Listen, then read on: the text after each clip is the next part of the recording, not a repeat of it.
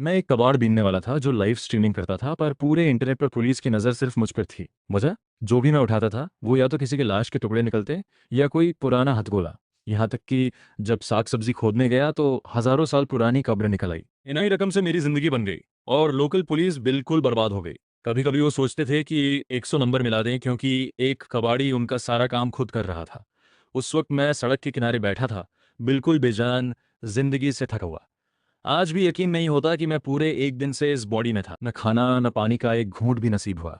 इसकी वजह थी कि इस बॉडी के ओरिजिनल ओनर ने एक रियलिटी शो ज्वाइन किया था जिसका नाम था जॉब ऑब्जर्वेशन लाइव। और शुरुआत सीधे कबाड़ बीनने से होती थी। खुद भी जीना था और साथ में कैमरामैन अर्जुन को भी, जो बैल जितना मजबूत था। प्रॉब्लम ये थी कि मैं बचपन से नखरेबाज रहा था। ये काम मेरे बस का था ही नहीं। तभी अर्जुन बोला, यार अभी कोई नहीं है, जल्दी जाओ और सामने वाला डस्टबिन खंगाल, वरना शो से निकलने से पहले ही भूखे मर जाएंगे। ये सुनकर मैं शर्म से सिर झुकाकर बस जमीन पर लकीरें खींचता रहा। फिर धीरे से बोला, थोड़ा रुक, पास में एक कुत्ता है, वो जाए तो जाऊं। अर्जुन का धैर्य टूट गया, आंखें भर आईं। आज उसका वजन 10 किलो तो जरूर कम हो गया होगा। बोला, मैं बस यही चाहता हूं कि तू एक वाटर बॉटल उठा ला, बस उसे चाटने दे मुझे। अर्जुन की गुहार सुनकर मेरा सिर फटने लगा। फिर मन में सोचा, अब छोड़ो यार, डट कर खेलते हैं। और जीतने पर शो की 1 करोड़ की प्राइज मनी भी मिलनी थी, जिंदगी सुधर जाती। यही सोचकर मैं जमीन से उठा और दूर खड़े आवारा कुत्ते से उसका खाना छीनने की कोशिश करने लगा। तभी दिमाग में एक डिंग की आवाज आई, नाजुक साहब, आपके लिए सोसाइटी के निचले तबके का सिस्टम एक्टिवेट हो गया है। स्किल है डिटेक्शन। भरोसा रखो, बंजर जमीन में भी कुछ न कुछ मिलेगा। ये सुनकर मैं लगभग खून की उल्टी करने ही वाला था। लगा जैसे मजाक हो रहा हो। पर अगले ही सेकंड सामने रखे सफेद डस्टबिन में हल्की लाल रोशनी दिखी और आंखों के सामने एक ट्रांसपेरेंट स्क्रीन आई। डिटेक्शन के बाद पता चला कि इस डस्टबिन को खंगालने पर कम से कम 1,000 रुपए का कबाड़ मिलेगा। मुंह में पानी आ गया। 1,000 में कितने ब्रेड पकौड़ आते हैं यार। बिना एक सेकंड गवाए मैं सीधे दौड़ा, डस्टबिन उठाया और झाड़ियों में घुस गया। अर्जुन पीछे से चिल्लाया, रुक यार, हम कबाड़ बीन रहे हैं, डस्टबिन चुरा नहीं रहे, इसे क्यों उठा ले गया। अर्जुन सच में घबरा गया था। ये तो सरकारी प्रॉपर्टी थी, थोड़ी तो जुर्माना भरना पड़ता। और उनके पास था क्या। लाइव व्यूअर्स भी हैरान थे, ये नंबर 3 वाला पागल क्या कर रहा है। पास में खड़ा पीला कुत्ता भी सोच में पड़ गया कि डस्टबिन ही गायब हो गई। अरे यार देखो तो डस्टबिन में क्या है। मैंने डस्टबिन उल्टा पलट दिया, सारा कचरा जमीन पे फैल गया। जो चीज लाल रोशनी दे रही थी वो एक कसकर बंधी काली प्लास्टिक बैग थी। मैंने माथा सिकोड़ा, सोचा शायद कोई बचा खुचा खाना हो। हाथ बढ़ाया और बैग फाड़ दी। अर्जुन भी कैमरा लेकर पास आ गया। बोल रहा था, यार जल्दी डस्टबिन रख, वरना होगा या तो मैं नहीं रोकूंगा। और हम कबाड़ बीन रहे हैं, भीख नहीं मांग रहे। पर अगले ही सेकंड अर्जुन की बात बीच में ही रुक गई। बैग में कटा हुआ हाथ देखकर वो चीख पड़ा। मैं भी घबरा कर पीछे हटा। दोनों लुढ़कते गिरते झाड़ियों से बाहर निकले। अरे भाई, ये तो इंसानी हाथ था। हाय राम, ये तो बॉडी का टुकड़ा निकला। मेरे तो पाँव ही जवाब दे गए। व्यूअर्स में हंगामा मच गया। शो की टीम ने तुरंत लाइव फीड बंद कर दी। पर देर हो चुकी थी, सब देख चुके थे। पीछे ऑफिस में भगदड़ मची हुई थी। डायरेक्टर विवेक बीच में एकदम शांत बैठा चाय पी रहा था। बोला, घबराओ नहीं, लाइव में ऐसा होता है, रीस्टार्ट करेंगे। हाँ, बस नंबर 3 कंटेस्टेंट लिन यान पर नजर रखो, अगर मेंटली अनस्टेबल लगे तो उसे बाहर कर दो। सब लोगों ने हाँ में सिर हिलाया और मन ही मन डायरेक्टर को सल्यूट किया। इधर मैंने और अर्जुन ने पुलिस को कॉल किया। आधे घंटे में पूरी गली पुलिस की गाड़ियों से भर गई, लंबी चौड़ी बैरिकेडिंग हो गई। बाहर मोहल्ले वाले जमा थे। कोई जाने का नाम नहीं ले रहा था। जो चल फिर नहीं सकते उन्हें भी घर वाले उठा लाए थे। सब डरे हुए भी थे, पर अंदर से एक्साइटमेंट भी थी। बैरिकेड के अंदर इंस्पेक्टर विक्रम अपने सीनियर को रिपोर्ट दे रहा था। सर, जो बॉडी पार्ट मिला है उसका कट देखकर लग रहा है कि यह पहले वाले केस से जुड़ा है। कंफर्म करने के लिए टेस्ट लगाना पड़ेगा। इंस्पेक्टर विक्रम ने सिर हिलाया, एविडेंस पैक करवाया। फिर मेरी और अर्जुन की तरफ मुड़ा, तुम दोनों स्टेशन चलो, कोई प्रॉब्लम नहीं होगी। मैंने तुरंत हाँ कर दी। पर पूछ ही लिया, सर खाना मिलेगा क्या वहाँ। अर्जुन ने चुपचाप अंगूठा उठाया। जिंदगी में पहली बार देखा था कि कोई पुलिस के सामने खाना मांग रहा हो। इंस्पेक्टर विक्रम को हंसी भी आई, पर हमारी हालत देखकर बोले, ठीक है। और यह भी बताया कि एविडेंस देने पर स्टेशन की तरफ से 1,000 रुपए का इनाम मिलता है। मैं खुश हो गया। तो सिस्टम ने जो 1,000 बताया था वो ये था। हम दोनों खुशी खुशी गाड़ी में बैठ गए। स्टेटमेंट हो गई, पैसे मिले और इंस्पेक्टर विक्रम को हंसते हुए बाय करके हम निकले। वो दरवाजे पर खड़े थे, एक सांस ली, फिर सोचने लगे। उन्हें लगा था कि ये दोनों घबरा जाएंगे, पर इन्होंने खाना खाया, उनका भी और साथ की कॉलीग का भी, पूरे 7 बोल्स नूडल्स। तब जाकर माने। हम दोनों निकलकर फिर से लाइव हो गए। 2 कदम चले ही थे कि अर्जुन बोला, भाई कुछ और खिला दे यार। वहाँ इंस्पेक्टर साहब देख रहे थे, ठीक से खाया नहीं। मैंने बिना सोचे हाँ कर दी। बेबीक्यू खाने का प्लान बना लिया। रात हो चुकी थी। बेबीक्यू स्ट्रीट पर कुछ ना कुछ तो मिल ही जाएगा। हम बेबीक्यू स्ट्रीट पर पहुंचे। बैठे, ऑर्डर दिया। तभी दरवाजे के पास वाले डस्टबिन में वही लाल रोशनी दिखी जैसी दोपहर में थी। सिस्टम ने अलर्ट दिया, डिटेक्शन कंप्लीट। इस डस्टबिन को खंगालने पर कम से कम 1,000 रुपये का इनाम मिल सकता है। जल्दी करो। मैं घूट निगला उठा और सीधे डस्टबिन की तरफ चल दिया। वैसी काली प्लास्टिक बैग मिली। हाथ थोड़ा कांपने लगा।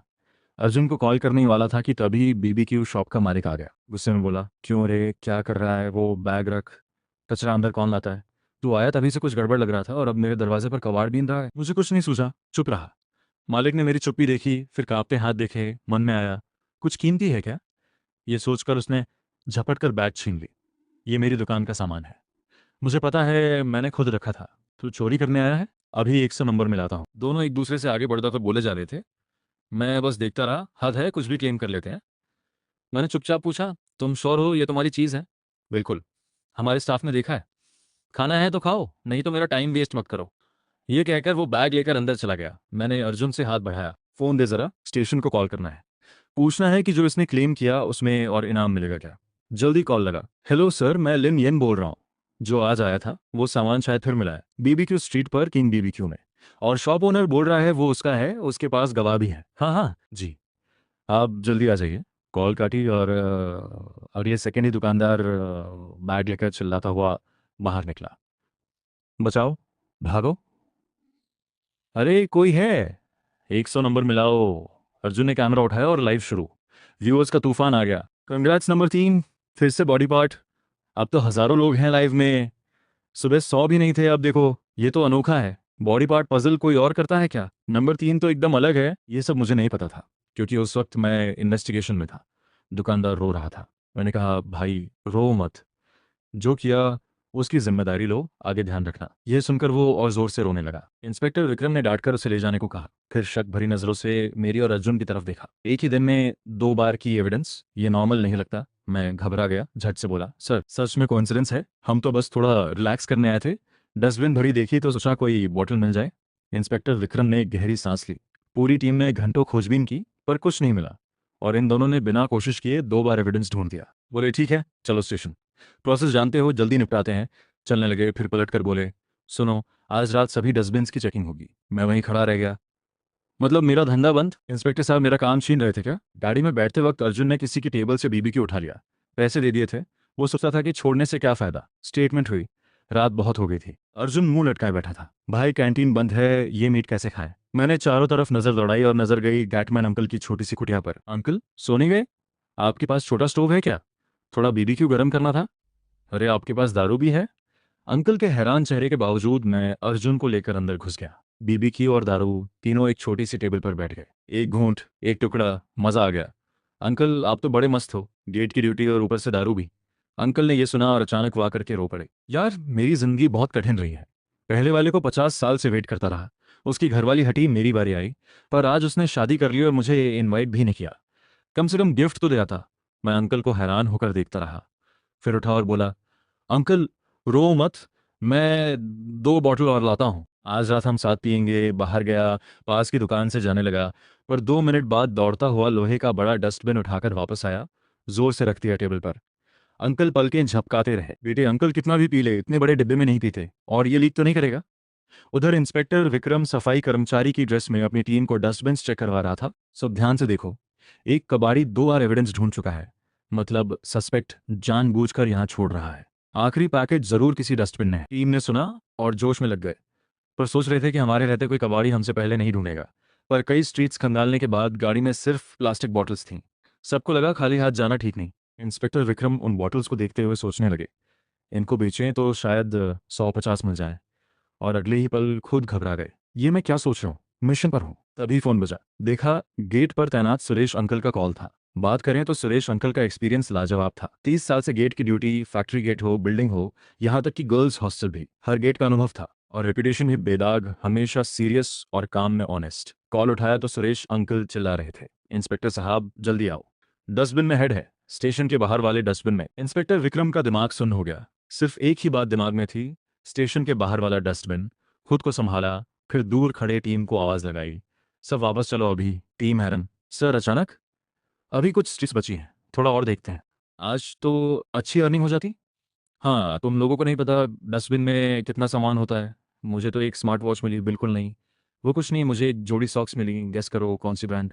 इंस्पेक्टर विक्रम की नसें माथे पर उभर आई। सबको भूल गए हो काम क्या है। जिसने भी कहा था कि स्टेशन के बाहर वाले डस्टबिन में कुछ नहीं होगा वो 3,000 वर्ड्स की रिपोर्ट लिखेगा। 1 घंटे बाद इंस्पेक्टर विक्रम टीम के साथ स्टेशन पहुंचे। अंदर आए तो वो दोनों नालायक और गैटमैन सुरेश अंकल तीनों एक जगह सिर झुकाए बैठे थे। सामने चांदी जैसा डस्टबिन रखा था। इंस्पेक्टर विक्रम के दांत पीसे जा रहे थे। पूरी टीम को लगाया था, घंटों डस्टबिन खंगाले और आखिर में घर के दरवाजे पर ही मिला। सुरेश अंकल से पूरी बात सुनी तो और बुरा हुआ। सुरेश अंकल, 30 साल से ड्यूटी कर रहे हो, ये नहीं पता कि ड्यूटी पर दारू नहीं पीते? कोई भी एक्सक्यूज नहीं चलेगा। और तुम दोनों पैसे लेकर गए नहीं, बैठे हो बीबी की और पानी पूरी खाते। बताओ, डस्टबिन क्यों खंगाल रहे थे? क्या बीबी क्यों उड़कर डस्टबिन में चला गया? इंस्पेक्टर विक्रम को यकीन ही नहीं हो रहा था कि ऐसा भी होता है, पर हो गया। मैं भी चुप था, कुछ कहना मुश्किल था, पर देखा कि साहब टूटने वाले हैं तो हंसकर बोला, सर मेरी गलती थी। अब कसम खाता हूँ कोई डस्टबिन नहीं खंगालूंगा। सच बताऊं, अब वैसे भी डस्टबिन में कुछ मिलता नहीं, पता नहीं बॉटल्स कहाँ चली जाती हैं आजकल। पर ये कहते कहते मेरी नज़र पड़ी कि कुछ पुलिसमैन गाड़ी से सैक्स खींच रहे थे भरे हुए कचरे से। मैंने तुरंत बात बदली। अरे सर चिंता मत करो, मैं आपसे कॉम्प नहीं करूंगा। वैसे चाहो तो मैं शो के रिसाइकलिंग सेंटर से कांटेक्ट कराऊं, हमारे यहाँ रेट थोड़ा ज़्यादा मिलता है। कट जैसी आवाज़ आई। इंस्पेक्टर विक्रम का एक दांत टूट गया शायद। केस सॉल्व हो गया था, खुश होना चाहिए था, पर जाने क्यों हंसी नहीं आ रही थी। आधे घंटे बाद हम 1,000 रुपये लेकर स्टेशन से बाहर निकले। आसमान में हल्की रोशनियां लगी थी। मैं और अर्जुन दोनों थककर चूर हो गए थे। अर्जुन बोला, भाई बस हो गया यार, पहले कहीं सोने की जगह ढूंढते हैं, या फिर दिन में सोएं रात को निकलें, कंपटीशन भी कम रहेगा। मैं ठुड्डी सहलाते हुए अर्जुन का आइडिया सोच रहा था, पर सोएं कहाँ? ये गेम 15 दिन का था, 3,000 रुपये में होटल तो सपने में भी नहीं, शहर के होटल का तो सवाल ही नहीं था। सोचकर मैं अर्जुन को लेकर एक ऑटो में बैठा।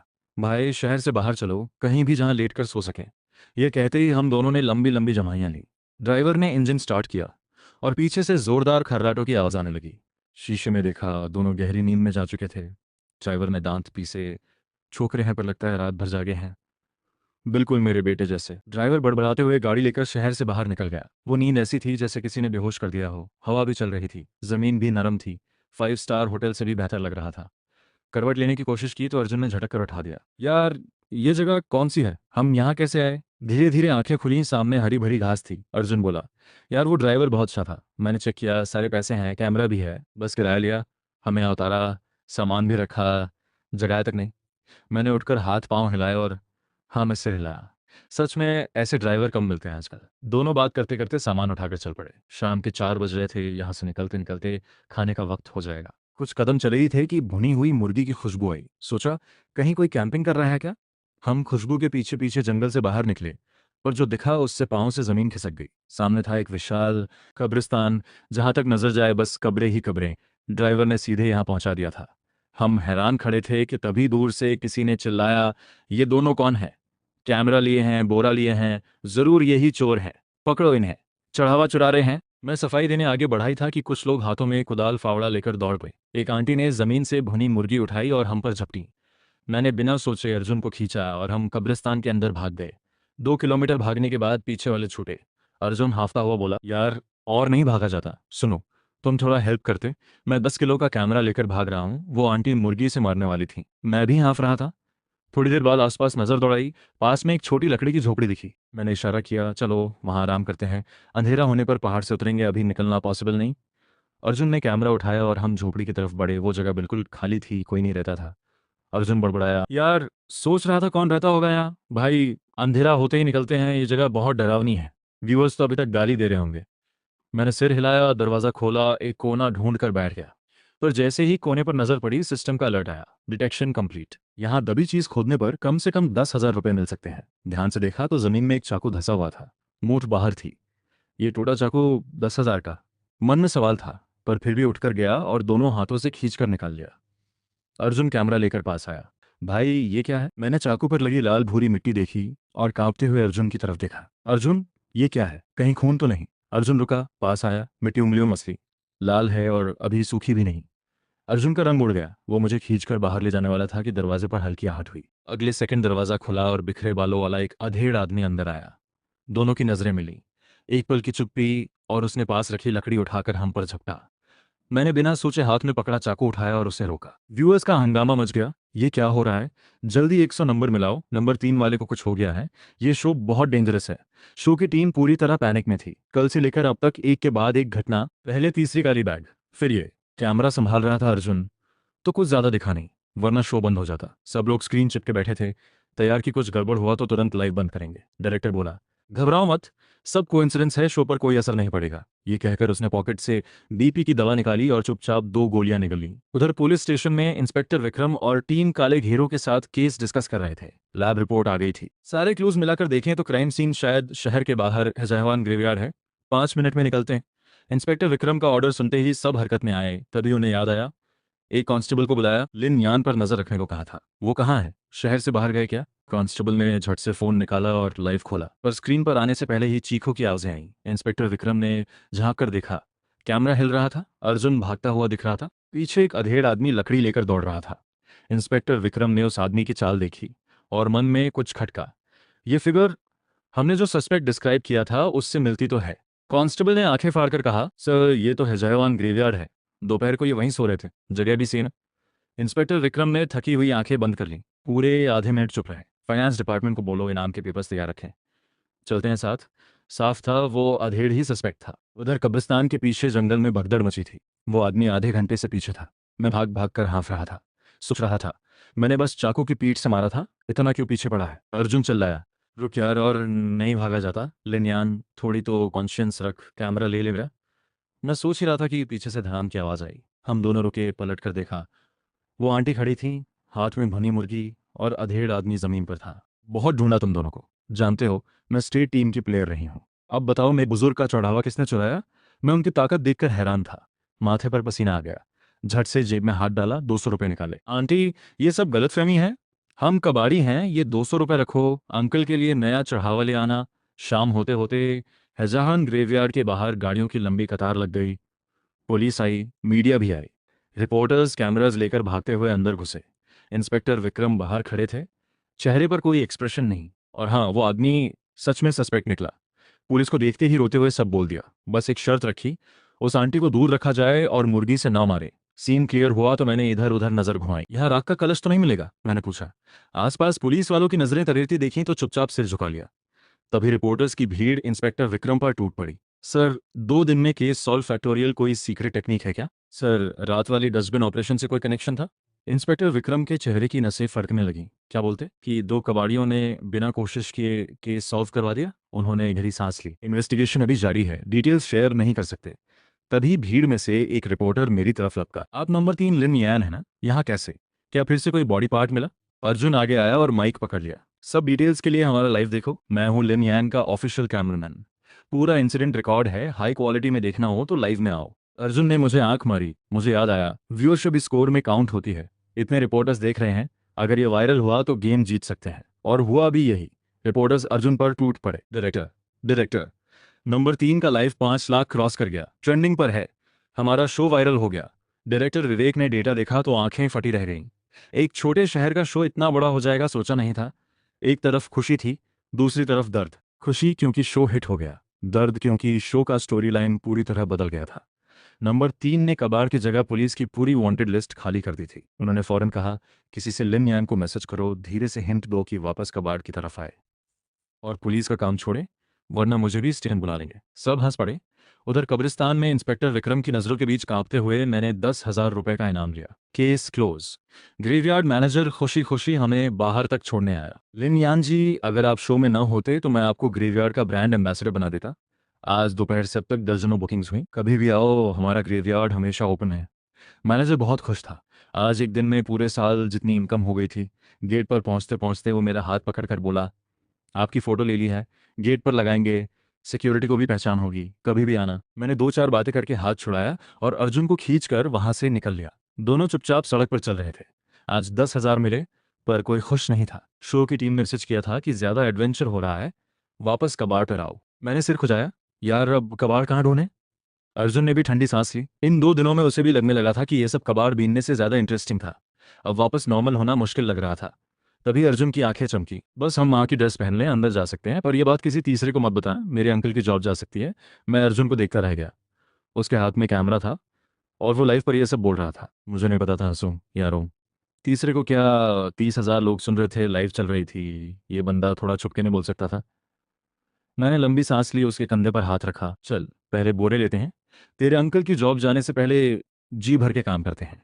दोनों कंधे पर सैकड़ों बोरे लाद कर तेज कदमों से गार्बेज स्टेशन की तरफ चल पड़े। उधर किंदू गार्बेज प्रोसेसिंग स्टेशन में वर्कर्स हैरान बैठे थे। आज ये क्या हो गया? कल रात शहर में हुआ क्या? पहली बार देखा इतना साफ कचरा, एक चीज नहीं बिकने लायक। हाँ यार, घंटों सॉर्टिंग की, कुछ नहीं मिला। कुछ तो गड़बड़ है। अर्जुन, तेरे कोई रिलेटिव है ना उस कबाड़ शो में? उन्हीं ने तो नहीं साफ कर दिया सब?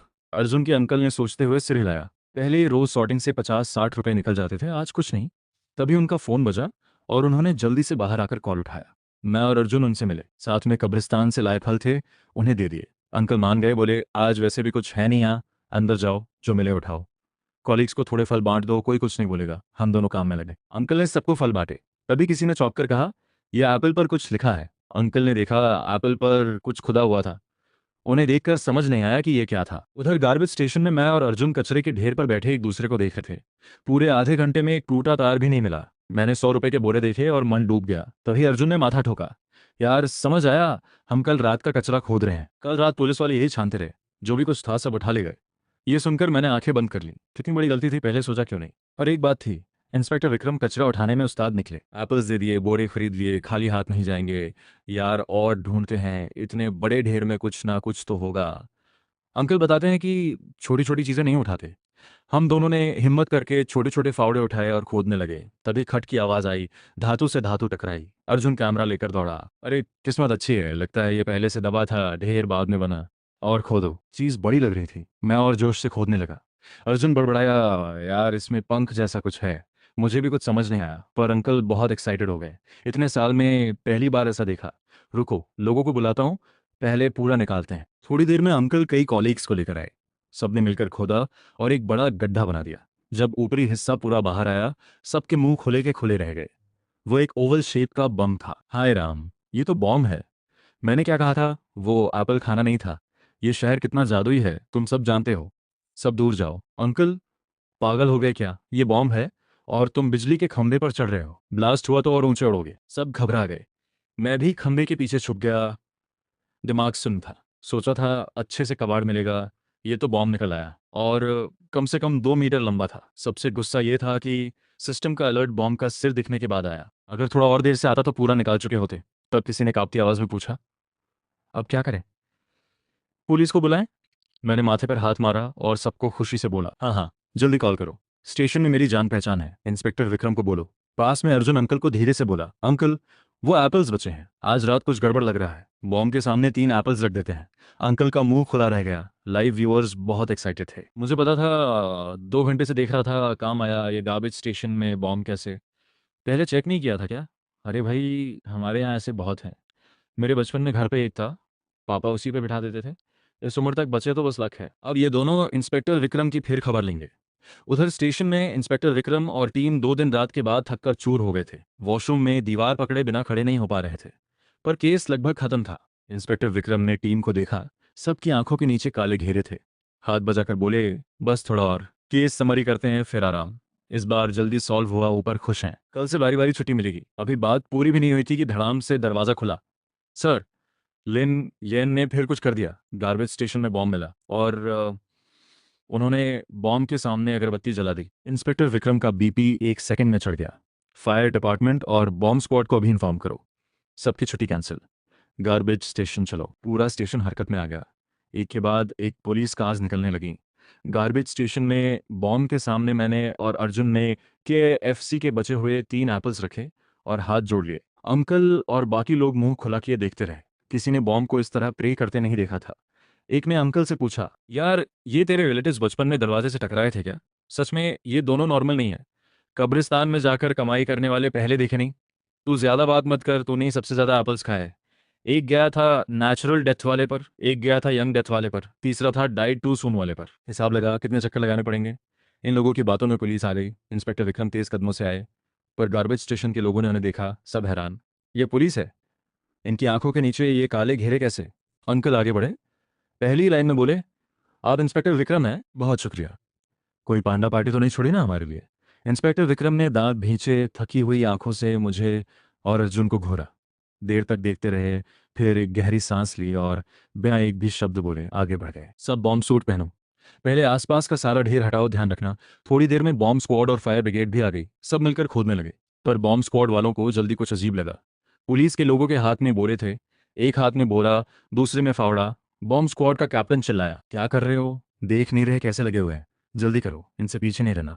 बहुत लोग थे, हाथ लगाया तो काम तेज हो गया। सुबह होते होते पूरा ढेर साफ हो गया। नीचे पुराना जंग खाया हुआ बॉम्ब पड़ा था। इंस्पेक्टर विक्रम ने राहत की सांस ली, हाथ बजाए, मेरी और अर्जुन की तरफ आए। अब जाओ, बाकी काम बॉम्ब स्क्वाड का है।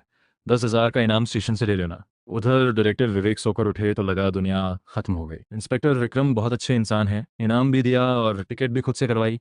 ऐसे इंसान कहाँ मिलते हैं? इंस्पेक्टर साहब को छोड़ने का मन नहीं। अर्जुन ने मुंह बनाया, मुझे घसीटते हुए बाहर निकाला। भाई थोड़ा सोचो, अगर हम और रुके तो इंस्पेक्टर साहब कुछ भी कर सकते हैं। दोनों जल्दी जल्दी सिटी ईस्ट बस स्टेशन पहुंचे, टिकट ली, बस में बैठे। बस चली तो मैंने बाहर देखा, जम्हाई आई। अर्जुन कितनी देर है? थोड़ी नींद लेनी थी। अर्जुन ने टिकट निकाली। डेस्टिनेशन मोचन, ट्रैवल टाइम 128 घंटे। चैन से सो जा, जल्दी नहीं उतरना। 128 घंटे, ये तो हज़ारों किलोमीटर दूर है। और गेम सिर्फ 15 दिन का है। एक तिहाई टाइम तो रास्ते में ही जाएगा।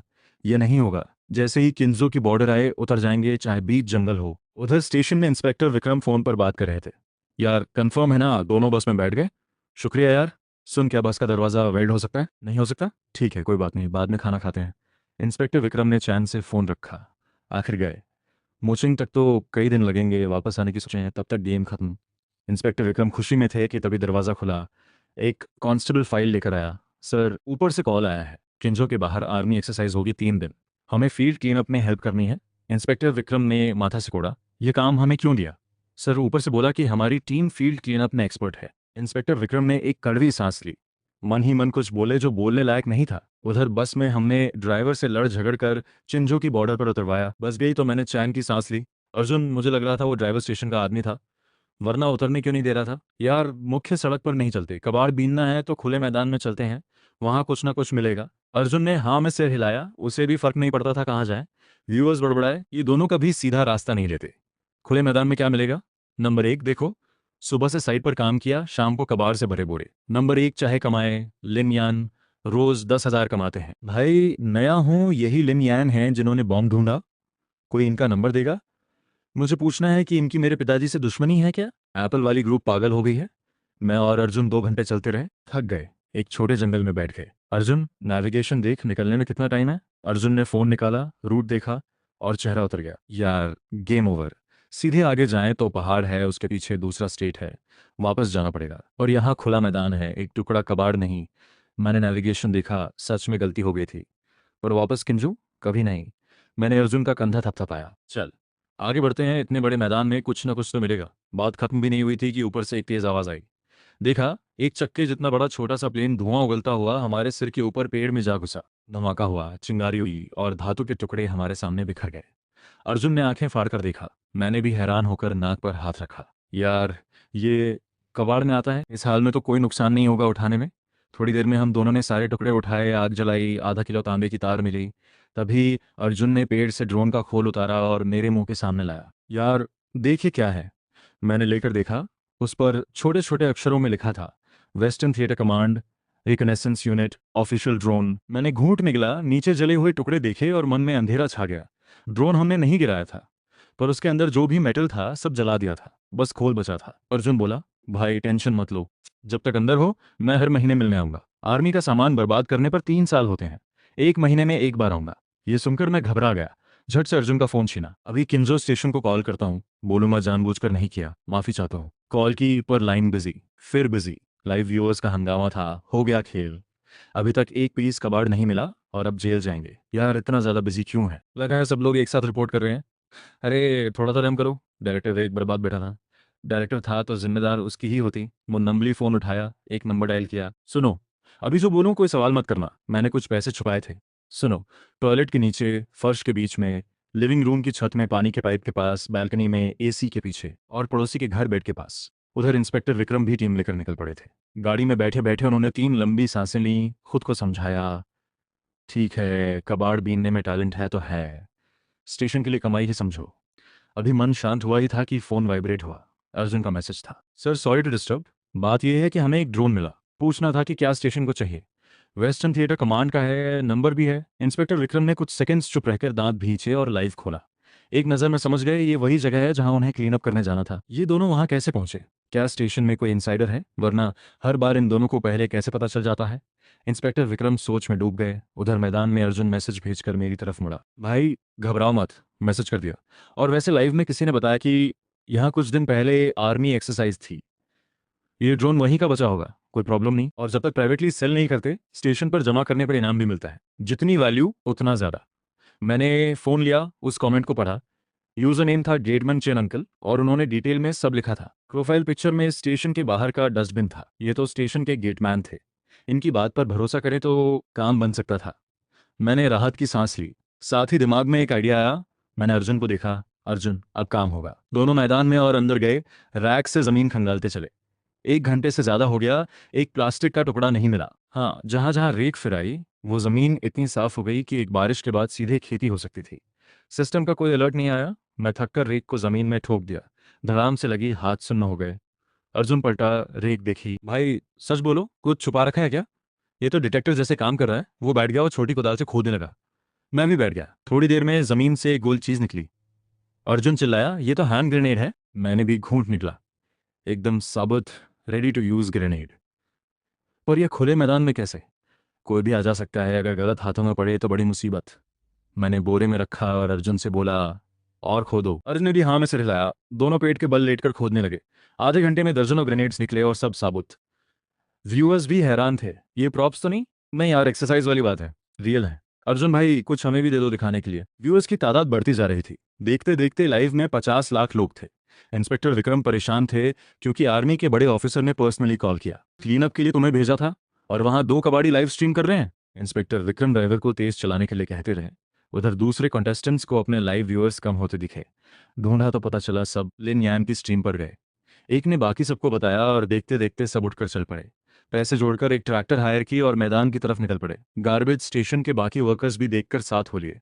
रास्ते में जो भी मिला, प्रोफेशनल हो या आम आदमी, सब क्यू में लग गए। डायरेक्टर विवेक अपना बैग पैक कर रहे थे। स्टेशन जाकर माफी मांगने की तैयारी थी, तभी दरवाजा खुला। डायरेक्टर बाहर आओ, जहां लिन यान ने ड्रोन मिला वहां आर्मी एक्सरसाइज हुई थी। सब कंटेस्टेंट्स वहां पहुंच रहे हैं। स्टेशन के लोग भी जा रहे हैं। सुपरमार्केट से रेक भी उठा लिए। डायरेक्टर विवेक रुक गए। स्टेशन के लोग भी गए, मतलब कोई प्रॉब्लम नहीं, वो सेफ है।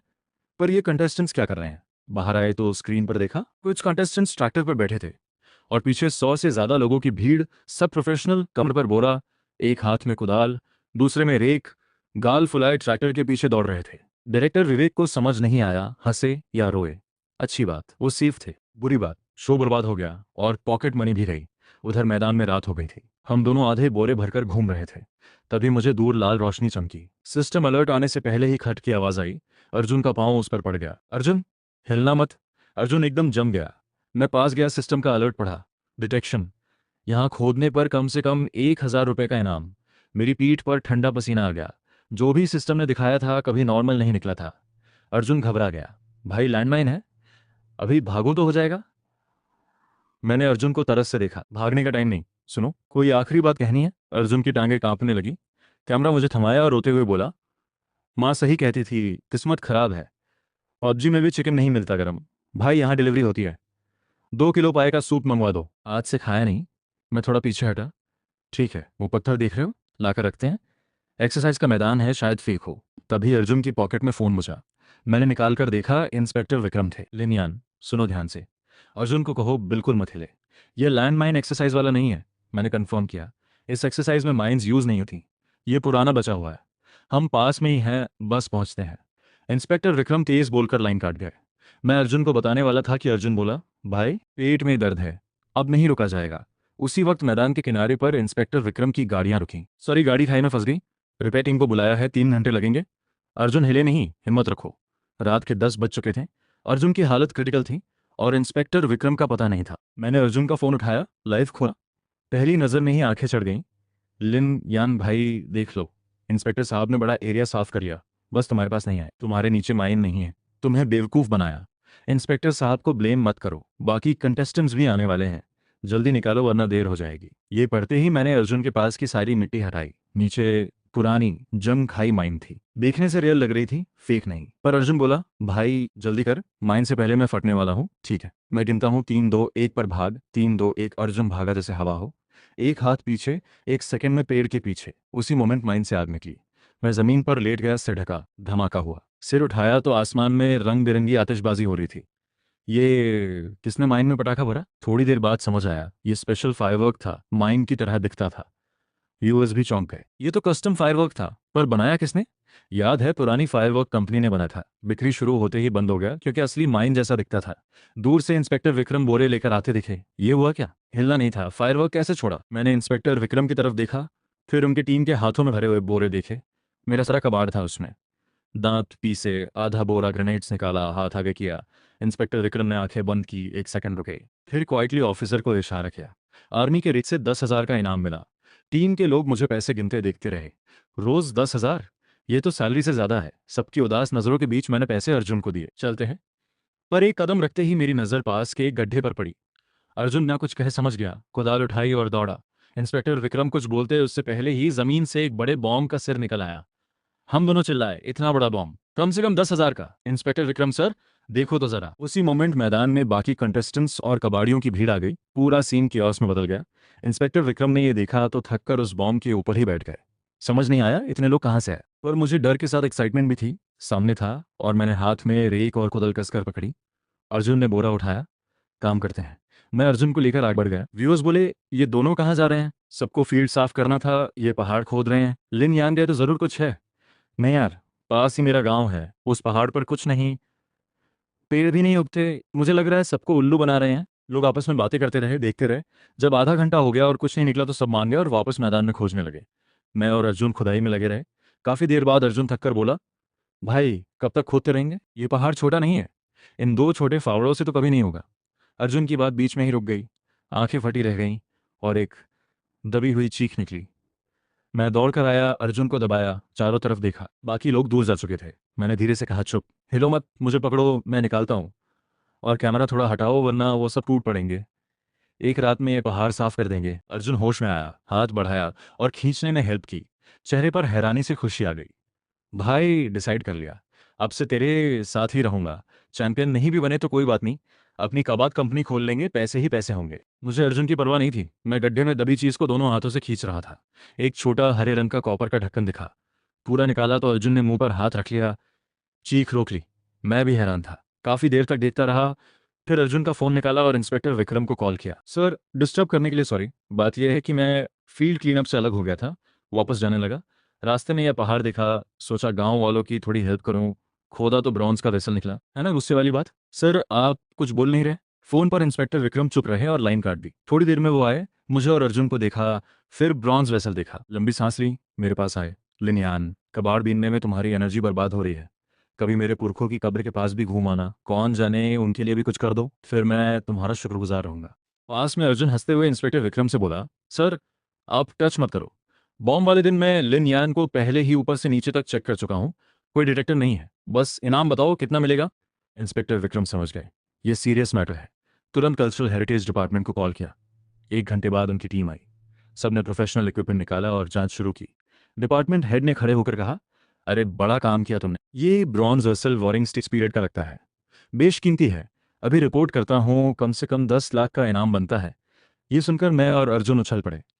और मैंने नोटिस किया कि ब्रॉन्ज वेसल निकालने के बाद भी पहाड़ पे लाल रोशनी थी, मतलब अंदर और कुछ था। बाकी लोग वेसल की पैकिंग में लगे थे। मैं फावड़ा उठाकर पहाड़ के पीछे चल दिया। सब लोग देखते रह गए। हेरिटेज टीम बोली, ये पागल है क्या? एक निकला तो मिरेकल था, अब और खोद रहा है। ये कोई कबर नहीं, ये तो हेरिटेज साइट है। इंस्पेक्टर विक्रम ने सोचते हुए डिपार्टमेंट हेड से पूछा, हमारी टीम ने पूरा पहाड़ स्कैन किया था, कुछ नहीं मिला।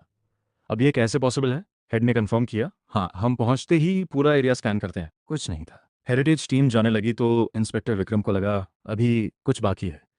रुके, चारों तरफ देखा। जाने की तैयारी हो ही रही थी कि अर्जुन की चीख आई। इंस्पेक्टर विक्रम टीम लेकर दौड़े। देखा, अर्जुन एक गड्ढे में था, एक लकड़ी का संदूक उठाए हुए। ऊपर रत्न जड़े थे। एक नजर में पता चलता था कीमती है। इंस्पेक्टर विक्रम ने मान लिया। हेरिटेज डिपार्टमेंट पूरा स्कैन करके गई थी, फिर भी कुछ नहीं मिला। इन दोनों ने बिना इक्विपमेंट के 2 बार ढूंढ दिया। उन्होंने फोन निकाला, हेरिटेज डिपार्टमेंट को फिर कॉल किया, वापस आ जाओ। और हाँ, हमारे स्टेशन को भी थोड़ा इनाम मिलेगा ना। 2 बार इन्फॉर्म किया है, कंजूसी मत करना। डिपार्टमेंट हेड अभी तक हैरान थी। उन्होंने खुद जांच की। संदूक गोल्डन सिल्क नैन में वुड का था, रत्न और इंपीरियल जेड जड़े थे। बाहर से इतना कीमती था तो अंदर क्या होगा? सबने मिलकर सावधानी से खोला। अंदर कुछ किताबें थीं, बिल्कुल सुरक्षित। हेरिटेज टीम की आंखें चौंक उठीं। ये तो सच में अनमोल है। सब उत्साह में थे। काफी देर बाद माहौल शांत हुआ। हेड ने मुझे देखा। बेटे, हमारे हेरिटेज डिपार्टमेंट में वैकेंसी है, कोई डस नहीं, सीधे ज्वाइन कर सकते हो। वो सच में चाहती थी। हमारी इक्विपमेंट से बेहतर था इंसान। और मैंने हाथ हिलाया। नहीं बाप, जॉब मेरे बस की नहीं, कबाड़ बीनना ही ठीक है। ये संदूक कितने का इनाम देंगे? मुझे पहाड़ खोदना है। हेड थोड़ी ऑकवर्ड हुई। देखो, रूल्स हैं, 2 हेरिटेज आइटम्स मिलने पर हमें साइट सील करनी पड़ती है। तुम यहाँ नहीं खोद सकते। ये सुनकर मेरा मन डूबा। बड़ा प्लान था, अब रुकना पड़ेगा। पर हेड का चेहरा देखकर मान गया। ठीक है, इनका काम खत्म होने के बाद देखेंगे। हेड ने टीम ऑर्गेनाइज की, स्कैन शुरू हुआ। मैं एक पेड़ के नीचे बैठ गया, पहाड़ की लाल रोशनी देखता रहा। अर्जुन पास आकर खड़ा हुआ। थोड़ी देर बाद बोला, भाई चिंता छोड़ो, जो इनाम मिला है उससे चैंपियन बनना तो पक्का है। चलो फील्ड में वापस जाते हैं, थोड़ा बहुत और मिल जाएगा।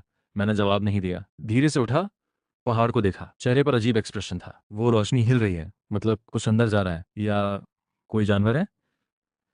मैंने अर्जुन को आवाज लगाई। अर्जुन। फावड़ा उठा और मैंने पास के बड़े पेड़ की जड़ में फावड़ा मारा।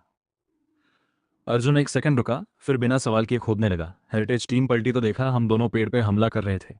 सब हैरान, ये पागल हो गए? पहाड़ नहीं खोद सकते तो पेड़ खोद रहे हैं? कम से कम चुप कर करते। इंस्पेक्टर विक्रम ने ये देखा और मुस्कुराए। उन्हें एक्सपीरियंस से पता था, जब ये दोनों किसी चीज़ पर लगते हैं वहाँ ज़रूर कुछ होता है। हेड को बोला, मैडम, कभी कभी मानना पड़ता है। अगर एम्बेरस नहीं होना तो अपनी टीम लेकर पेड़ के पास जाओ, क्रेडिट तुम्हारा भी रहेगा। इंस्पेक्टर विक्रम पीठ पर हाथ रखे चले गए, मन ही मन खुश थे। पेड़ के पास आकर बोले, लिनियन, अच्छा खोद रहे हो, थोड़ी देर में इतना गड्ढा? मैंने हाफते हुए हाथ हिलाया, खोदता रहा। पेड़ की जड़ें उलझी हुई थीं, काम धीमा था। पर सिस्टम की रोशनी यहाँ से हिली नहीं, मतलब नीचे कुछ था। व्यूअर्स भी अब एक्साइटेड थे। अरे भाई, ये और खोदेगा? सच बोलूं, अगर कोई मुझे बताए कि लिन यान ने नीचे से कुछ सुपर हीरो निकाला तो मैं मान लूंगा, ये सुपर नेचुरल है। इंस्पेक्टर विक्रम मुस्कुराते हुए खड़े थे। हेरिटेज टीम तनाव में थी। तभी अचानक धड़ाम, नीचे की मिट्टी धस गई और एक सुरंग खुल गई।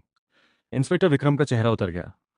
अरे कोई है, जल्दी आओ। दूर खड़े ऑफिसर्स दौड़े, हेरिटेज टीम भी आई। हेड एक्साइटेड हो गई। उनके एक्सपीरियंस से पता था, पहाड़ में हेरिटेज, पेड़ के नीचे सुरंग, इसका मतलब एक ही था, यहाँ कोई टूम था और यह टूम रेडर्स की बनाई सुरंग थी। सब रेस्क्यू की तैयारी में थे कि नीचे से आवाज आई, अर्जुन, अर्जुन, रैक दो, जल्दी, नीचे कई लोग हैं, लगता है टूम रेडर्स हैं, हाथ में हथियार भी है। सब एक पल के लिए जम गए। हेरिटेज टीम के कुछ लोग जो नीचे उतरने वाले थे वो चुपके से पीछे हट गए। तभी एक मोटी सी फिगर, हाथ में कैमरा, बिना रुके सुरंग में कूद गई। नीचे से एक जोरदार आवाज आई। सब हैरान। इंस्पेक्टर विक्रम ने टीम को देखा। खड़े क्यों हो, सुना नहीं? जाओ, और खुद भी कूद गए। नीचे में एक टूम रेडर के ऊपर बैठा था, दोनों हाथों से पकड़े हुए था। जब गिरा था तो उसी पर गिरा जो नीचे बैठा था। समझ गया सिचुएशन सीरियस है, ऊपर चिल्लाया। रेडर्स घबरा गए, एक दूसरे को छोड़कर भागने लगे। अर्जुन नीचे उतरा, उठा और सबसे पहले कैमरा सीधा किया। भाई, अंदर बहुत डार्क है, थोड़ा ऊंचा देखो, वरना स्क्रीन ब्लैक दिखेगी और मेरी सैलरी कट जाएगी। मैंने सिर घुमाया, अर्जुन को देखा। यार अभी ये सोच रहा है? लंबी सांस ली, अर्जुन को खींचा और रेडर्स के पीछे भागे। मैंने देखा था, उनके पास हथियार थे, वो ले थे। उधर टूम के आखिरी हिस्से में रेडर्स आगे आगे भाग रहे थे। बॉस धीरे, रास्ता तो देखो, ये वो रास्ता है जिससे आए थे। वो दोनों पीछे फंस जाएंगे। वो बंदे बहुत डेंजरस हैं, जरूर पुलिस के एलीट हैं। वो मोटा तो कैमरा लेकर भी पीट रहा था, दांत तक उड़ा दिए। बॉस थोड़ा रुका, याद करने की कोशिश की। बचपन में दादा इसी टूम में लाए थे, पर तब वो बच्चा था, याद धुंधली थी। प्लान था थोड़ा लेकर उसी रास्ते से निकलेंगे, पर कोई सोच नहीं सकता था कि यहाँ पुलिस आएगी। बॉस ने दांत भींचे। मेरे पास एक और रास्ता है जो किसी को नहीं पता, हम निकल जाएंगे। सबकी आंखें खुल गईं, पर ऑप्शन नहीं था। सब पीछे हो लिए। डायरेक्टर विवेक की स्क्रीन पर लाइव व्यूअरशिप रॉकेट की तरह चढ़ रही थी। ट्रेंडिंग का खतरा था, पर यह शो था जॉब ऑब्जर्वेशन, और अब टूम रेडिंग लाइव हो रही थी। डायरेक्टर विवेक कुर्सी पर ढह गए। टीम ने पूछा, डायरेक्टर ठीक हो? डायरेक्टर ने हाथ हिलाया, रहने दो, मुझे थोड़ी देर के लिए अकेला छोड़ो। स्टाफ चले गए। डायरेक्टर विवेक पलटे तो स्क्रीन पर वो आंटी थीं जो अभी भी गुस्से में थीं। डायरेक्टर की आंखें फटी रह गईं। ये दुनिया ठीक है या मैं? उधर हम टूम में आगे बढ़ते जा रहे थे, रास्ते में जो मिला उठाते गए, पर अचानक रेडर्स गायब। मैं रुका, आगे पीछे देखा। ये कहाँ गए? हम सही रास्ते पर थे। अर्जुन बोला, यार यहाँ एक पत्थर की स्लैब है, क्या ये दरवाजा हो सकता है? मैं पास आया। टूम रेडर्स थे, मतलब इसके पीछे जरूर। गोरा तैयार है, अंदर जाए तो मेरा इशारा देखना। एक ही रूल याद रहे, हम क्या करते हैं? अर्जुन ने होंठ दबाए, फिर पूछा, कबाड़, बिल्कुल सही, मतलब जो भी हेरिटेज आइटम मिले वो हमारा कबाड़ है। अर्जुन ने जोर से सिर हिलाया। हम दोनों ने स्लैब हटाई और अंदर घुस गए। बिल्कुल अंधेरा। अर्जुन के फोन की रोशनी में थोड़ा दिखा, काफ़ी चीज़ें ऑलरेडी उठाई जा चुकी थीं।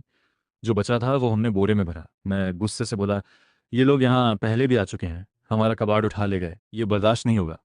पैरों के निशान देखकर हम चुपचाप आगे बढ़े। अर्जुन कैमरा एडजस्ट करता जा रहा था। जॉब पर ध्यान रखना जरूरी है।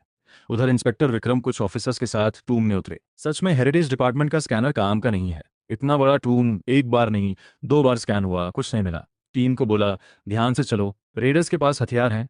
फिर एक ऑफिसर पर नजर पड़ी। तू ग्रेनेड क्यों निकाल रहा है? ये टूम है, यहाँ ब्लास्ट करवाना है क्या? रख वापस। इंस्पेक्टर विक्रम टीम लेकर टूम में घुसे।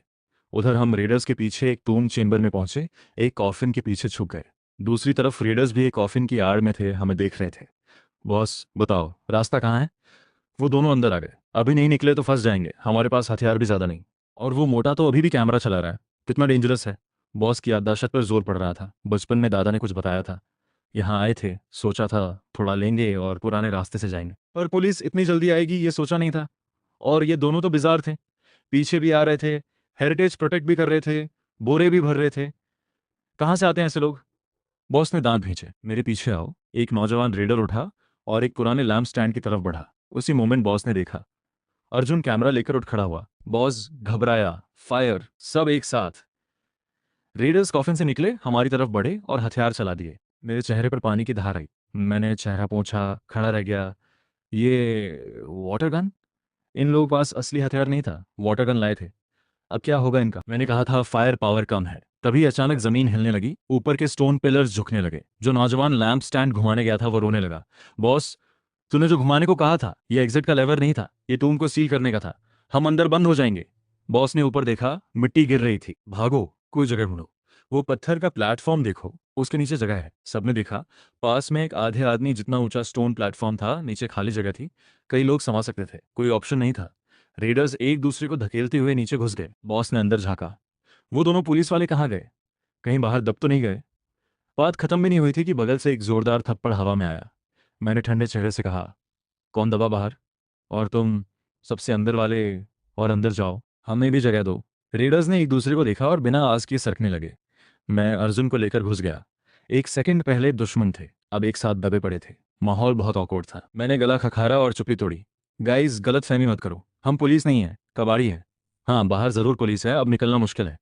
तुम लोग हमारे गवाह बनो। जो हमने उठाया वो कबाड़ था, तुमने खुद देखा है।